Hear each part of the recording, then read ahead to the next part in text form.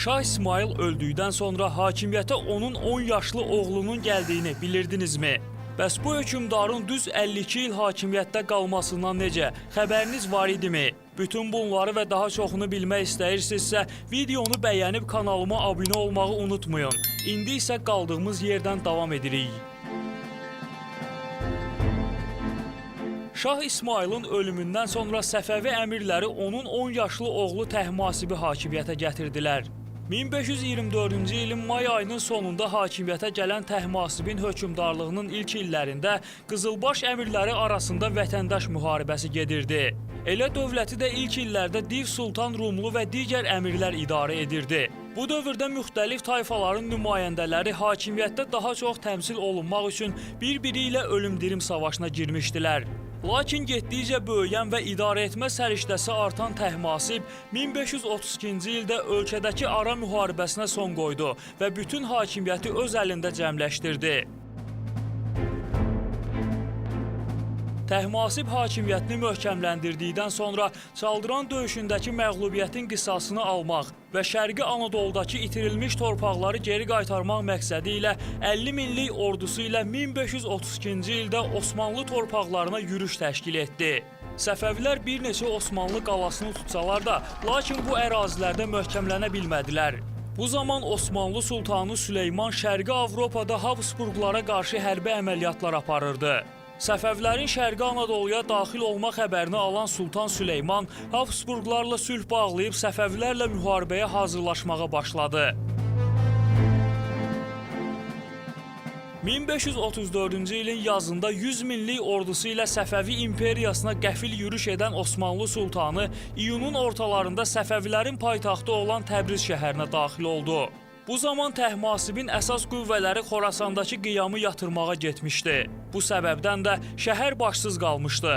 Lakin Təhmasibin böyük bir ordu ilə Təbrizə yaxınlaşma xəbərini alan Sultan Süleyman şəhəri tərk edib İstanbula geri döndü.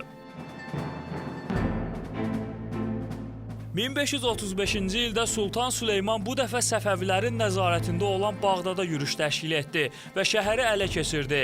Osmanlı ordusu Bağdadda möhkəmləndikdən sonra ikinci dəfə Təbriz istiqamətində yürüşə başladı. Şah Təhmasib öncədən tədbir görüb Təbriz əhalisini şəhərdən köçürmüş, bütün ərzaq və həyat üçün lazım olan infrastrukturu bilərəkdən məhv etmişdi. Sultan Süleymanın ordusu İbrahim Paşanın komandanlığında ikinci dəfə Təbrizə daxil olanda şəhər bomboş idi. Ərzaq qıtlığı və orduda yayılan vəba xəstəliyi Osmanlı qüvvələrinin geri çəkilməsinə səbəb oldu. Səfəvilər tərəfindən təqib olunan Osmanlı qüvvələri geri çəkilərkən xeyli itkilər verdilər və əks hücum edən Səfəvilər Van qalasını ələ keçirdi. 1535-ci ildə Şah İsmayılın digər bir oğlu Əlqas Mirzə qardaşı Təhmasibə qarşı qiyam qaldırdı. O zaman Əlqas Şirvan bəylər bəyi idi. Qardaşının böyük qüvvə ilə üzərinə gələcəyini bilən Əlqas İstanbula gedərək Sultan Süleymana sığınmışdı. O Osmanlı sultanını inandırmışdı ki, onun ordusu Qızılbaş torpaqlarına daxil olan kimi bir çox tayfalar Səfəvilərə qarşı üsyana qalxacaqlar. Şah Təhmasib Sultan Süleymanın üçüncü dəfə Təbrizə hücum edəcəyindən xəbərdar idi. Ona görə də Ərzincandan Təbrizə kimi bütün əraziləri məqsədli şəkildə viran qoymuşdu ki, Osmanlı ordusu ərzaq tapmasın. Bu dəfə Təhmasibin qardaşı Əlqas Mirzə də Osmanlı ordusunun sıralarında Səfəvilərlə döyüşmək üçün ön sıralarda durmuşdu. Lakin bu dəfə də döyüş baş vermədi. Təhmasibin yol boyu əraziləri yandırması Osmanlıların bu dəfə də geri çəkilməsinə səbəb olmuşdu. Bu minvalla Sultan Süleyman bir neçə dəfə Azərbaycan torpaqlarına uğursuz yürüşlər təşkil etdi. Paytaxt Təbrizin ard-arda Osmanlılar tərəfindən tutulduğunu nəzərə alan Təhmasib 1551-ci ildə dövlətin paytaxtını Qəzvin şəhərinə köçürmək qərarına gəldi. 1552-ci ildə Təhmasib özü 4 ayrı istiqamətdən Osmanlı torpaqlarına yürüşə başladı. Şərqi Anadoluda Ərzurum başda olmaqla Osmanlıların 7 qalasını tutan Təhmasib xeyli qənimətlə öz sarayına geri döndü. Təhmasibin yürüşündən və qələbələrindən xəbər tutan Sultan Süleyman Səfəvi imperiyasına həlledici yürüşə başlamaq qərarına gəldi. 1554-cü ilin mayında başlayan Sultan Süleymanın son yürüşü Təhmasibin oğlu İsmail Mirzənin Şərqi Anadolunun bir hissəsini ələ keçirməsinə və Ərzurum hakimi İskəndər Paşanın məğlubiyyətinə cavab vermək üçün idi. Osmanlı ordusu əvvəl xeyli üstünlük əldə edib Səfəvi torpaqlarına daxil olsa da, qızılbaşların say üstünlüyünü görüb geri çəkilmək qərarına gəldilər. Beləcə Sultan Süleymanın Azərbaycana 4-cü yürüşü də nəticəsiz qaldı. Bu da sülh danışıqlarının başlamasına işarə idi.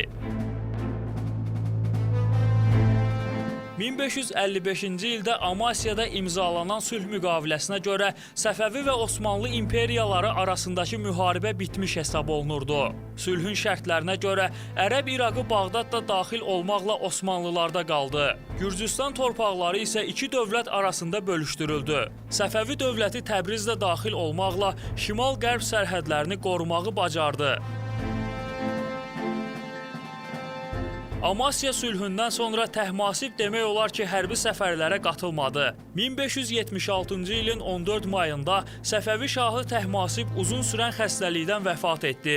Düz 52 il Səfəvi imperiyasının hökmdarı olmuş Təhmasib öldükdən sonra Qızılbaş əmirləri onun həbsdə olan oğlu İsmail Mirzəni azad edib hakimiyyətə gətirdilər.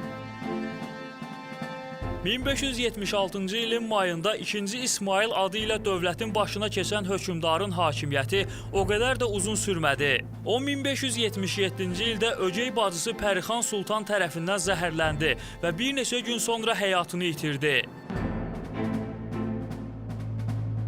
Digər bir versiyaya görə 2-ci İsmailin öldürülməsinə səbəb onun İslam dininin sünnilik təriqətinə rəğbət bəsləməsi olub. Çünki bu, o zaman şiə ideologiyasının təsirində olan Səfəvi imperiyasında qəbul olunmaz bir hal idi. Ona görə də Qızılbaş əmirlərinin onu sünni olduğu üçün aradan götürməsi iddia olunur. İkinci İsmail hakimiyyətdə olduğu bir il ərzində gözləri görməyən qardaşı Məhəmməd Xudabəndədən başqa bütün varisləri edam etdirmişdi. Bu isə o demək idi ki, Səfəvi taxtının yeganə varisi gözləri görməyən Məhəmməd Xudabəndə idi. Buna görə də əmirlər məcburi şəkildə Səfəvi taxtına gözləri görməyən Məhəmməd Xudabəndəni gətirdilər. O şah Təhmasibin yaşca ikinci oğlu idi. 1577-1587-ci illər aralığında hakimiyyətdə olmuş Məhəmməd Xudabəndənin hökmdarlıq illərində Səfəvilər imperiyası çöküş dövrünü yaşayırdı. Qızılbaş əmirlərinin əlində oyuncağa çevrilən Məhəmməd Xudabəndə imperiyanı idarə edə bilmirdi. Dövləti onun yerinə xanımı Məhdi Ülya idarə edirdi. Bu dövrdə Osmanlı imperiyası Səfəvilərin xeyli ərazisini ələ keçirmişdi. Şərqdə Şeybanilər Səfəvilərə qalib gəlib Xorasanın bir hissəsini tutmuşdu. Cənubda isə Portuqaliya donanması Hörmüz limanında möhkəmlənib əksər ticarət yollarına nəzarəti əlində saxlayırdı.